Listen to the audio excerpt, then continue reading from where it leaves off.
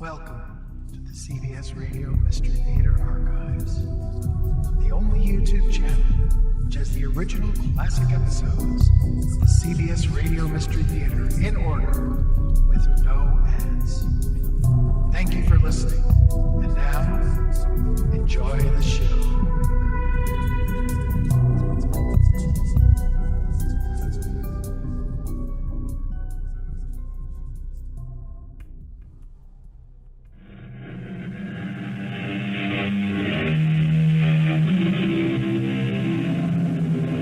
Come in. Welcome. I am Tammy Grimes. Justice has been defined in many ways by philosophers, scholars, and lawyers. Caesar put it one way, Seneca another, Sophocles had his words, Mark Twain and Tom Jefferson had theirs, and Shakespeare's Portia, to whom I admit a keen kinship, asked that justice be always tempered with mercy. Such was not always the case concerning those Anton Chekhov described in his stories, particularly in the Mystery Theater's Tale of Today. It is wrong for me to love you, Natasha. You are married, I am not. I should not have allowed our friendship to go this far. And if I were not married? But you are. And your husband is an exile here in Siberia. Could you love me if I had no husband? If I were a widow? How could that be? Unless you were to die.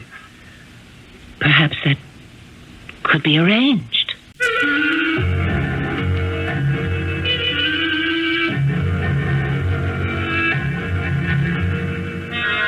Our mystery drama, The Boatman and the Devil, based on a story by Anton Chekhov, was adapted for the Mystery Theater by James Agate Jr. It stars Alexander Scourby. I shall return shortly with Act One.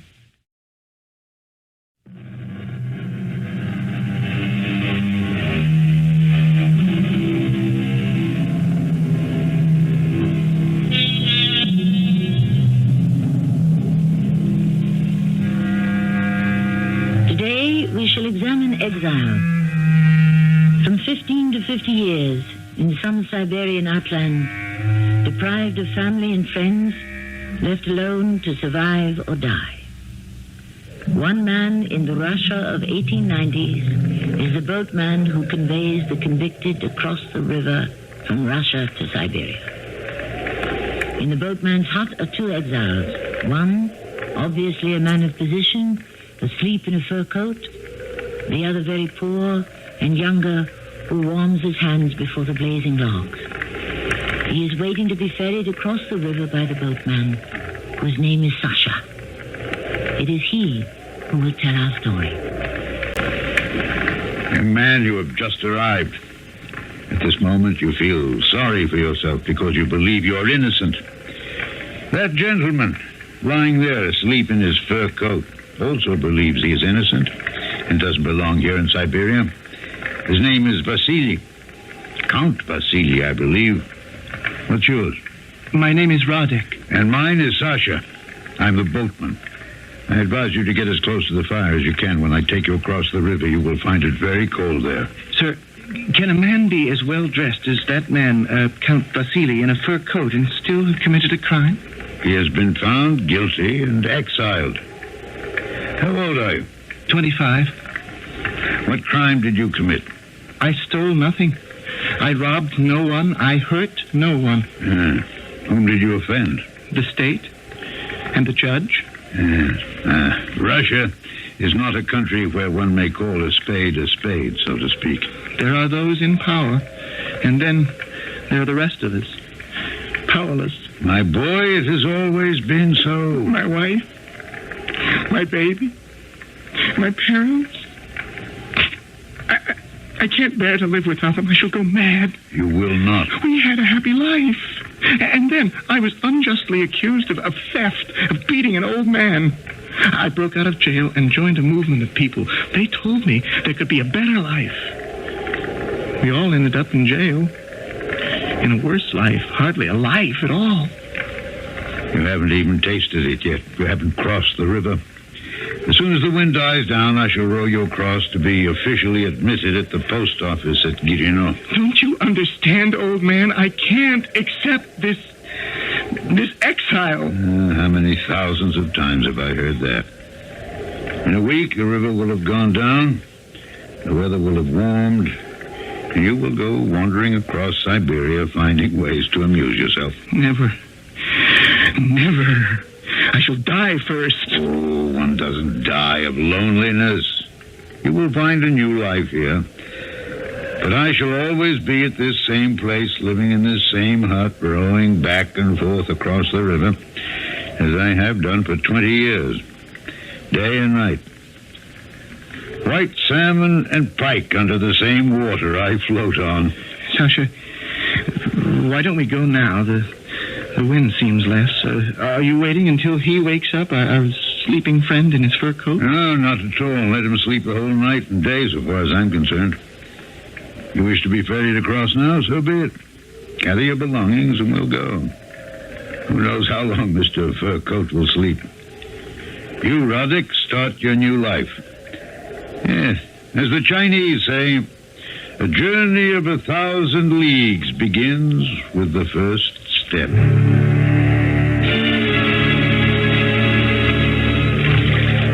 How can you see in the dark? Experience. That enables everyone to see in the dark. Sir, is it true that once I've made a life for myself here and found work and some way to live, I'll be permitted to have my family? My father is very ill now. My mother and wife promised if he should die, they'll come here if it's permitted. What's the use of having a mother and wife here? It's all foolishness, brother. The devil is tormenting you. The devil? Row harder. There's a treacherous undertow. Yes, I mean it. The devil. Don't listen to him. Don't surrender to him. If he whispers in your ear about women, say to him, I don't want them. There's no life here in Siberia for a woman. The accursed devil talks about freedom, say to him straight off, I don't want it. I don't understand. You not want freedom? I'm a young man. And a foolish one. I'm telling you, the only way to exist as an outcast in Siberia is to want nothing. To torment yourself over nothing. Not father, no mother, no sweetheart, no wife, no children, house or home. I speak that loudly to the devil every day. I don't want anything. Curse your soul.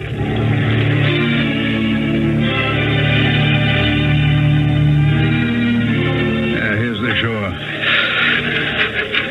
Follow that road where the sign points to Girino for 10 kilometers. You'll arrive there. The government office and the post office is always open. Tell them you're here and to mark a check after your name. Mm-hmm. Is that all I do? You are like a man who has come to the moon. Everything is strange. It is uninhabitable. You must learn from those who live there how one exists, find shelter, gains employment. Think of yourself as a lone pioneer. Here. And keep this bottle with me. Take a swig. Thank you. Oh, what a fine taste. Brother, I am no peasant. I don't come from a class of slaves. I'm the son of a sexton. Years ago, when I was a free man in Kursk, I wore a frock coat. But now I brought myself to such a point that I can sleep naked on the earth and eat grass. It is wanting nothing that enables one to survive in Siberia. From the very first day they sent me here. Would you believe it? I don't even remember my crime. From that day, I wanted nothing. You had no family? You left no one behind? As many as you and more. Radek, don't complain. Don't envy. Find some joy in every day. Accept your lot. That is the secret. Take, for instance, that Vasily. Who? Oh, Count Vasily likes to call himself wealthy, well-educated. The man we left snoring in front of my fire in his fur coat. He will not find peace either until he accepts completely the life he has to live. I'm going back across the river now, and I shall tell him that for the umpteenth time. But do you think he'll take my advice? I doubt it.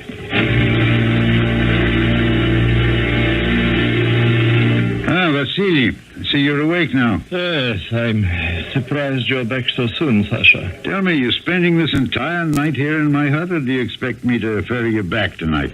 Well, I've waited this long. I thought I'd wait a little longer. She said she'd write by the first post. She promised to. Your wife could have addressed a letter to the Gilino post office. But she knows it saves the day if her letter from Moscow comes to the Boatman. That young man you just took across, I suppose he's like all the others, isn't he? I didn't think you were asleep, Vasily. He reminded me of you when you were first exiled to Siberia. Of me? Hmm? That boy hasn't 2 kopecks to rub together. I was a government official. I had money. If you remember correctly, I agreed with everything you told me, Sasha, and I made a life for myself here. I bought a house and some land. No more a life of pushing papers across a desk as I did in Moscow. Yes, in the beginning you were fine. But your family had money. I think I'll wait just one more day for her letter. Well, go back to sleep then. I'll wake you in the morning. Yes, when you walked in the door now, I was dreaming it was yesterday. Well, perhaps I shall return to that dream, huh? You're letting the devil torture you. I can't help myself. I can't.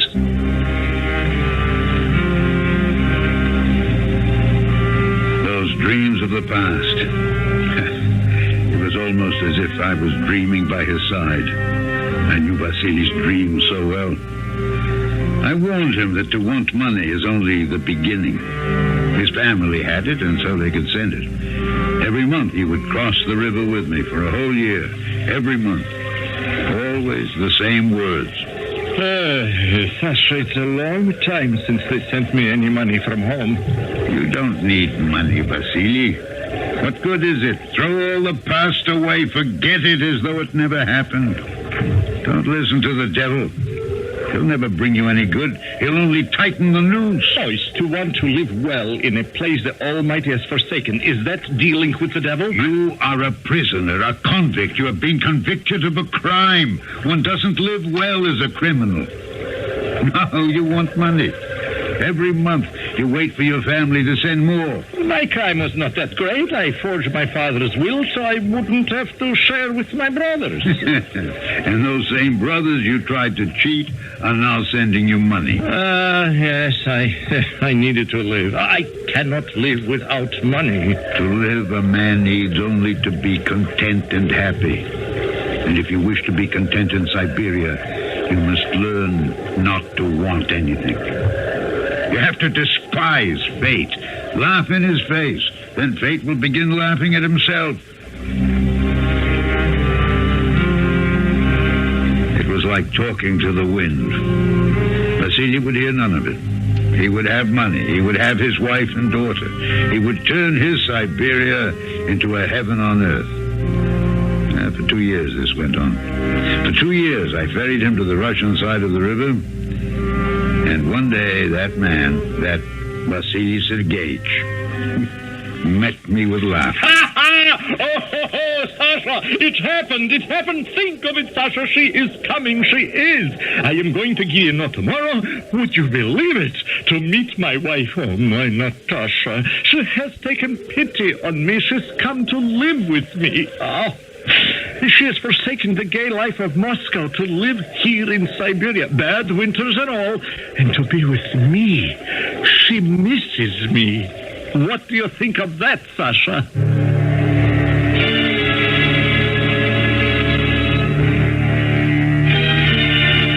You have a devoted wife, is what I said to him.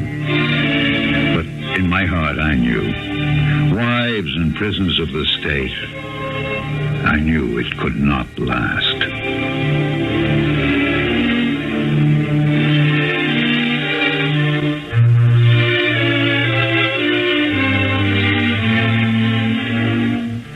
Many have written about the Gulag.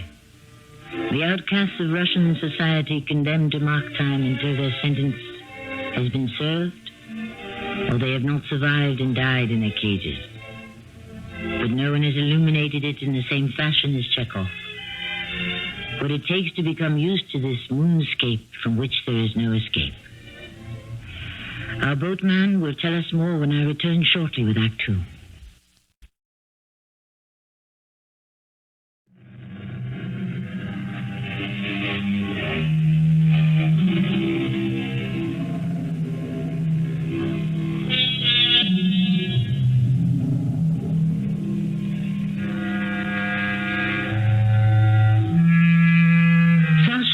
The boatman, who ferries prisoners from Russia to Siberia, tried to soften the blows of this strange new existence to those who are about to enter this barren land. Sometimes he will talk to the new convicts in his hut before the fire. Sometimes during the long road to that land of the abandoned and forgotten. One prisoner, Vasily Sergeyevich, having served 2 years of his sentence for forgery, has persuaded his young wife and daughter to come live with him in Siberia. Sasha picks up the story.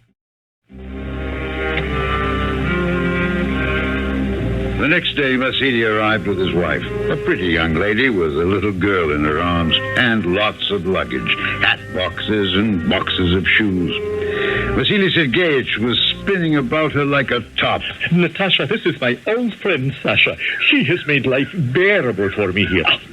Sasha is the boatman, our only link with civilization. Sasha, this is my wife. This delightful, beautiful creature. Now, how often have I spoken of her, huh? Yes, madam, he has often and glowingly. And deservedly, too, eh? What? Imagine leaving the comforts of home and friends to spend goodness knows how much time in Siberia with her loving husband. But I shall make a home for her, the likes of which even Moscow cannot begin to equal. Eh, Sasha, huh? Certainly, if anyone can transform this wilderness, it will be your husband, madam. Oh, and my little one, whom I haven't seen since she was a babe in arms. Now, how are we going to transport all this luggage aboard that little skiff of yours, huh? I shall make as many trips across the river as necessary. You see? Problems, solutions. Didn't I write to you, Natasha? Nothing but the best people here. People with heart, with love. Oh, you will enjoy yourself, I promise. Now, come. Let us all get aboard Sasha's ferry and make the first trip. He was breathless with joy. I thought, all right, be happy today, Vasily. You won't always be showing such a happy face to the world. From that time on, he went every week to the post office to find out where the money was being sent from Russia. That wife of his, Natasha, needed a lot of money. Vasily, will you please stop walking up and down the room? Well, I'm only thinking, Natasha. Is there a special post on Saturdays, or do I have to wait until Monday? You are making me very nervous, pacing up and down like that. I can barely make up my face. Oh, I hope this party you're giving, I don't know, as whole. I hope that it's more amusing than the last two. The people here are so boring. Oh, no, all new people. No, I promise you, they're all in government. Well, I prefer artists. Oh, my darling, we are meeting the best people, and they're all charmed by you. I am not charmed by them. The people here have no manners. Haven't you noticed? And you, too.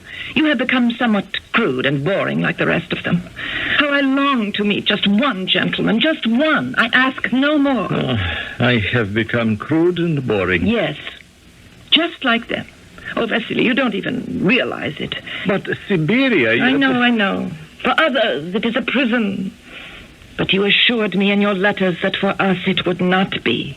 And we are paying for your indiscretion, Vasily. It's not fair. Every day to be surrounded by riffraff and barbarians. No, that is not entirely so, Natasha. There are gentlemen here, and some of them have even invited you to go hunting. But I am not interested in hunting. Besides, for a woman alone, it's not proper. Well, government officials and commissars and their wives hunt. It is only we, not you, but I, a prisoner, who may not carry a gun. Well, you went on the last hunt. I didn't hear any objections then. You acted as though you had a very good time. You don't understand anything. Month after month, my child is longing for a proper education. I ask myself, why did I come to Siberia in the first place? Why? I thought... You thought what? Well, never mind. But I do mind. What were you going to say? I thought you came here because you missed me and loved me and wished our little family to be together. But I can see I was mistaken.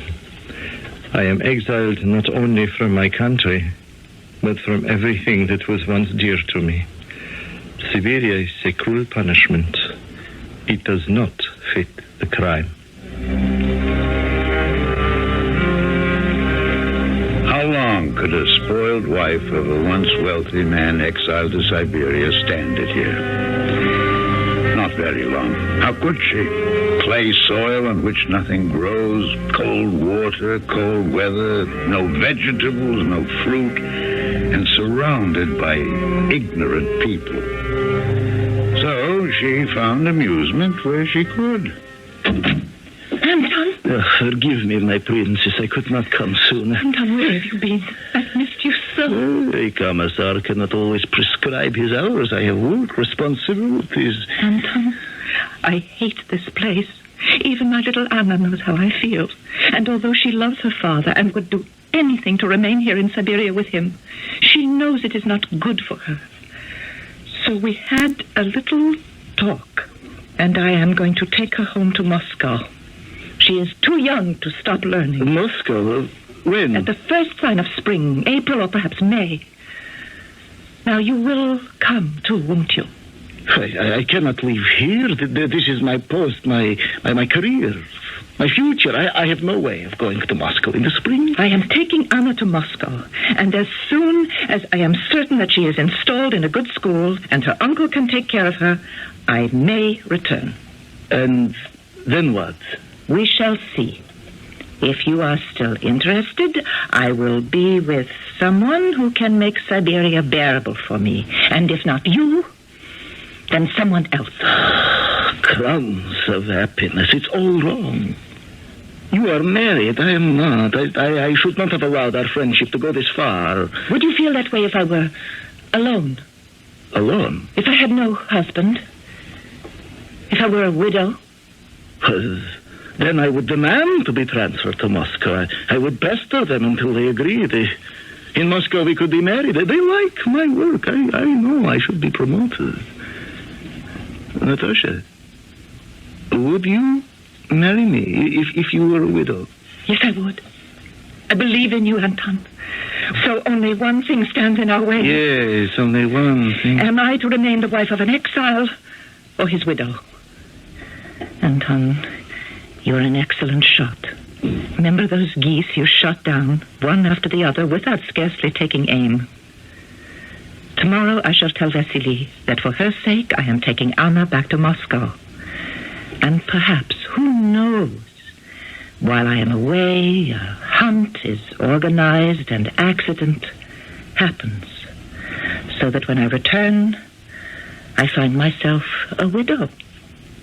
A hunting accident. How long will you be away? I can arrange almost anything. How much time do you need?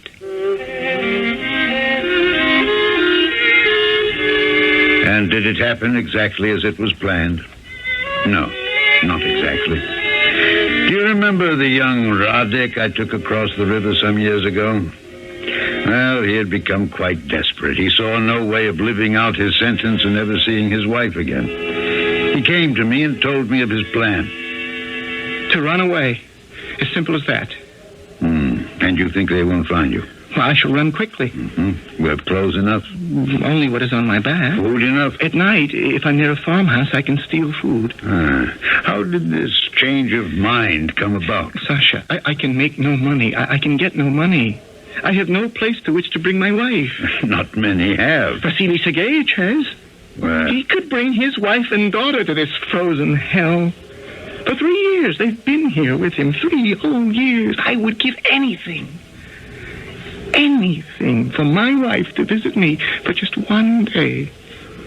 1 day only. And then she could go home. 1 visit would last me a whole year. Sasha, I have decided to suffer no longer. What if they catch you? And they will catch you. Your clothes are ragged. You have no papers. Every citizen has papers. How many years was your sentence? 10. I cannot live for another 7. A young, strong man like you? Long ago, I stopped counting the days. I've begun to think of death. You are 25. I'm 28 now. I was 25 when I first came here. I'm still twice your age. It is not Siberia that is making you ill. It is the devil. Sasha, you have said all this to me before. I can find no work here. No place to live. I was born a peasant, but I educated myself. I learned to read books. Then death is not for you. I tell you, Radek, you can make a life for yourself here. Forget yesterdays. Live only for today. I cannot. Here. Take a mouthful from my bottle. It'll cheer you. She was only 17. My Olga. When we married, I must see her once before I die. You won't die.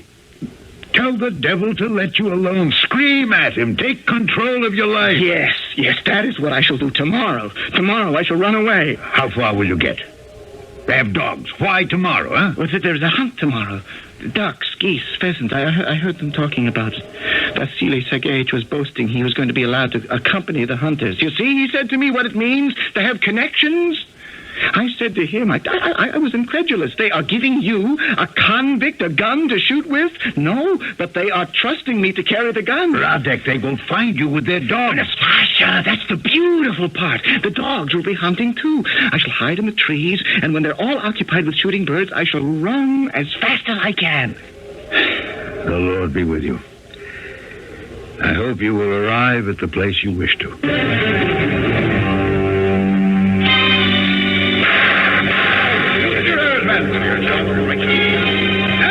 Poor Radek. He never left the forest alive.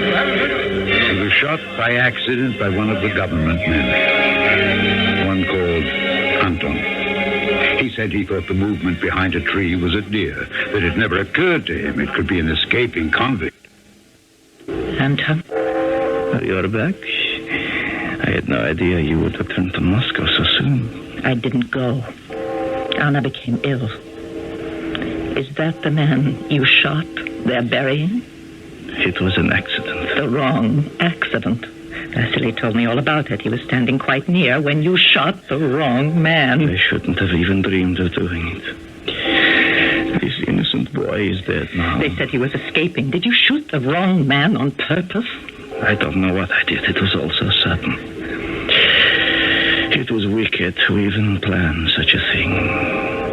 How could we have lived together with your husband's death on our conscience?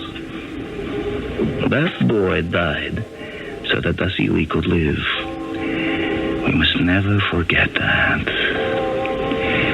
Now, let us bow our heads as they lower the coffin into the grave.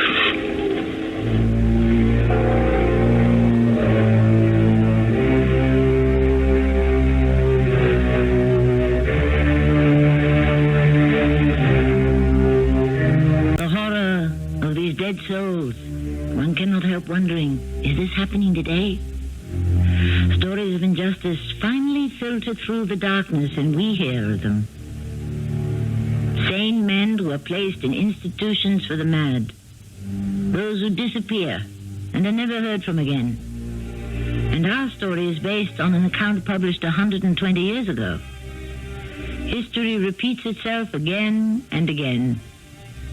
I shall return shortly with Act 3.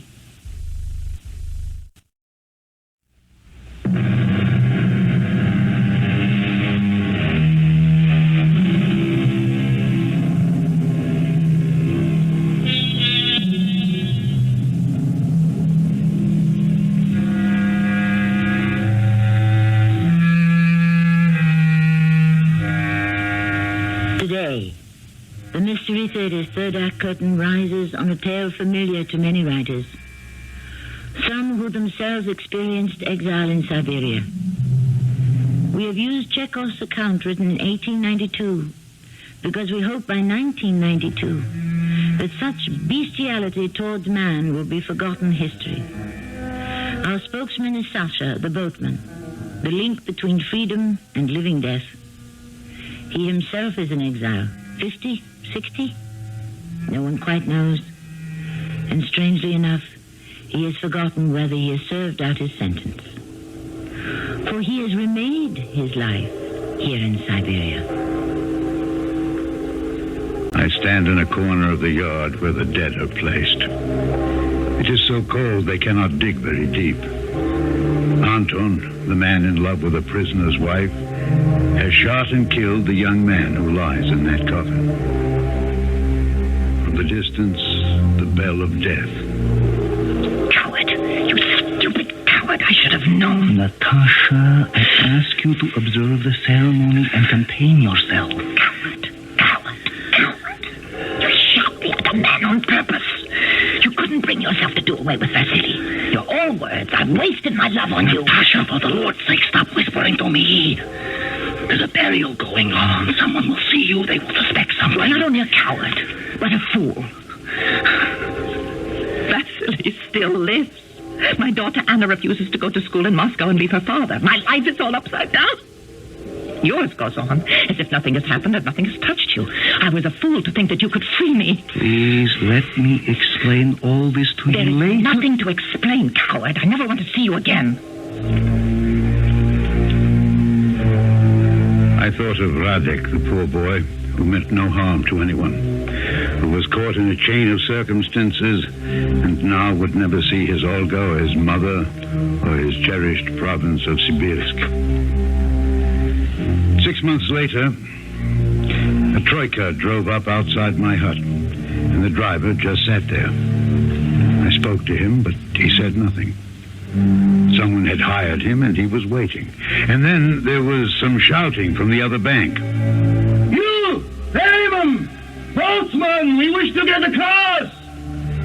Well, I brought them across. It was Anton. Even though it was dark, I recognized him with his tortoiseshell glasses. There was a lady with him all bundled up, but I recognized her, too. They had some luggage, not much. They got into the troika, and that was the last I ever saw of them.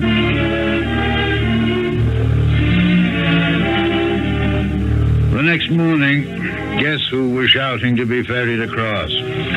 Vasily Sergeyevich on his best horse. Is this as fast as you can move this old tub across? Vasily, you have a horse that's quite a weight as well. You helped him get across, didn't you?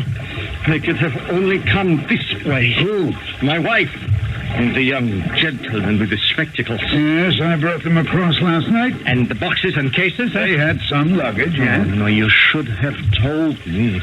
It would have been nothing for you to row across and find me and tell me my wife had run away. Oh, Vasily, be sensible. How would I know such a thing? I had no idea she was running away. You sure? Yes, I am sure. Oh, what of your daughter, Anna? Anna is still with me, thank the Lord. What happened when they got to the other side, huh? Oh, they were whisked off in a troika. Yes, well, I shall find them. I have a fast horse. I shall bring her back with me. 5 days and nights he chased after his wife. Of course, he didn't find her. I won't rest. I won't. I will have her back. I will have my freedom. I must. Who do I see to beg for my freedom? Well, you know all the influential people in Kirino. You entertained them at your house. Whom do I know? They are all leechers and traitors. Is there an honest official among them? Oh, go speak to Pyotr Vishnevsky. Tell him you're an old friend of Sasha's. He may help.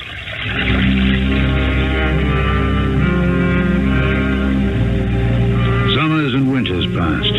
Don't ask me how many. Time expands and compresses in this wilderness. But I remember standing in the post office one day. The door was open. I walked into an office, and there was Pyotr Vishnevsky. Sasha, your beard has grown quite white. You're bald as a hen's egg. Good to see you after all this time. You're still in the customs office, huh? Oh, they have made me the chief. Congratulations. Sasha, surely you must have served your sentence by this time. Yes, I probably have, but where would I go? Most of my life has been lived here. What would I go back to? I can hardly remember what I did before I became the boatman. You know that man you sent me 8 years ago, that's Vasily Sergeyevich? Oh, Vasily, yes. I haven't seen him in I don't know how long. He never comes across the river. Well, he has sold his land, mortgaged his house.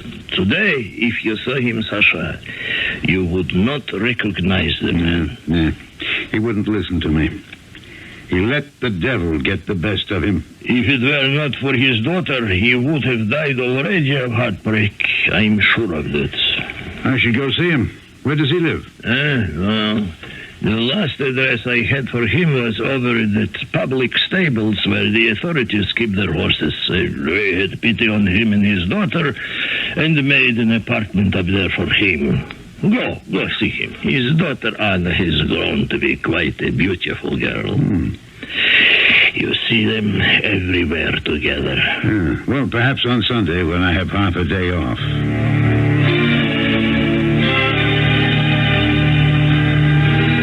Good morning, Vasily Sergeyevich. Yes, who is it? I can't see very well.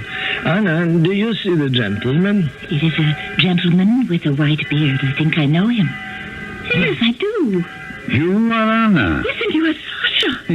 Yes, you used to ferry the boat across the river into Siberia. Oh, I still do. Sasha. Did you say Sasha? Oh, my goodness. How long has it been? Of course, I never cross the river anymore. We live very simply, Anna and I. You know my daughter, Anna. I would have recognized her anywhere. Oh, how would you have recognized her? She was a little one in those days. I was very little when you met me first, but I'm 18 now. Sasha, do you still talk about the devil? Huh? Oh. Sometimes, yes. Well, for a man who knows as much as you are very wrong. Was he really, Papa? Well, weren't you, Sasha? Come. You're among friends. Come, confess it. What do you want me to say? And I am the proof you were wrong. After everything is said and done, I am the living proof that people can live in Siberia. That even in Siberia, there is happiness. Look at her. Anna. There she stands. Oh, Papa. She takes good care of me. We are counting the months now. Little less than a year and my sentence is over. We're full of plans, my little Anna and I. One more winter and that will be it. Piotr, I saw him. I saw them both. Vasily and Anna? Yes, he speaks of life after Siberia. He's older than I, and she's 18. What happiness can she have with her father now? He loves her and finds consolation with her. Well, like any father who regains his lost youth through his daughter. What she wants is caresses and laughter and perfumes. Isn't that so, Piotr? A normal girl. It won't last. It cannot last. It won't even begin. I didn't realize how prophetic my words could be. I didn't see them then for months at a time. The frost was beginning, the signal of a very hard winter. The ice forming on the river. What happened, Vasily? What do you mean? Oh, here it is, winter already. It was last spring, remember? Saw you and Anna outside the church. She was so happy and dancing about. Reminded me so of her mother. Well, the whole summer has passed. You said you'd pay me a visit. Things have not gone as well as I'd hoped. I have been troubled. We have both been troubled. Yeah, I could have told you. You know nothing. No, let us not quarrel now. I've heard of your sorrow. I don't wish to add to it. You said you could have told me. What did you mean?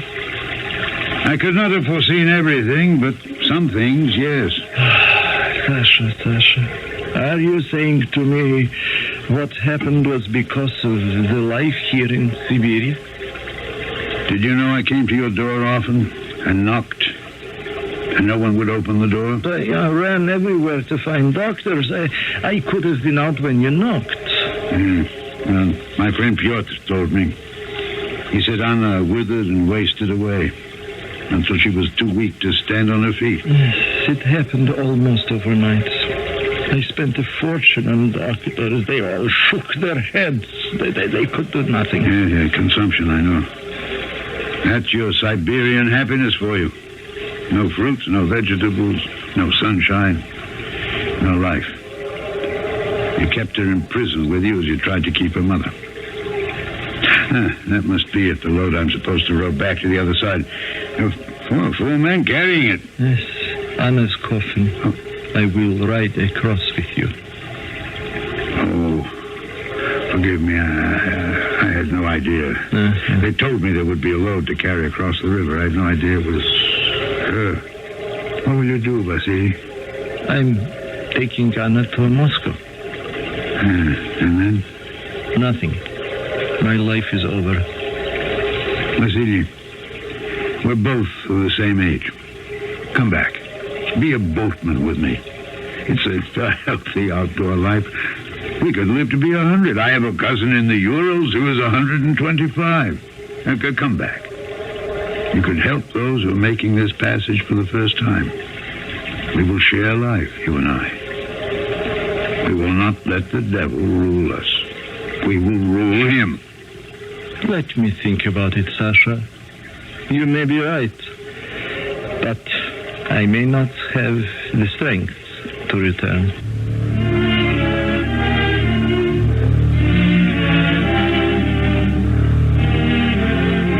I never saw Vasily Sergeyevich again. Did he do away with himself from grief? Did he run away? Why did he not return here? Some men are difficult to understand.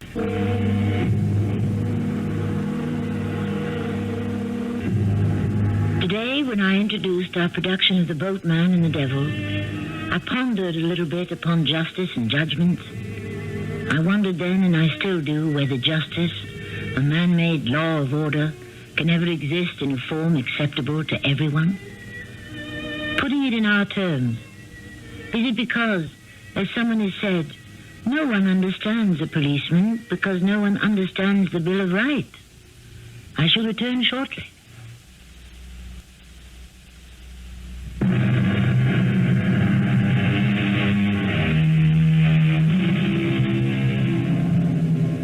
A postscript about the boatman, whom I'm sure many have already likened to Charon, the ferryman of the dead, guiding their bodies across the river Styx.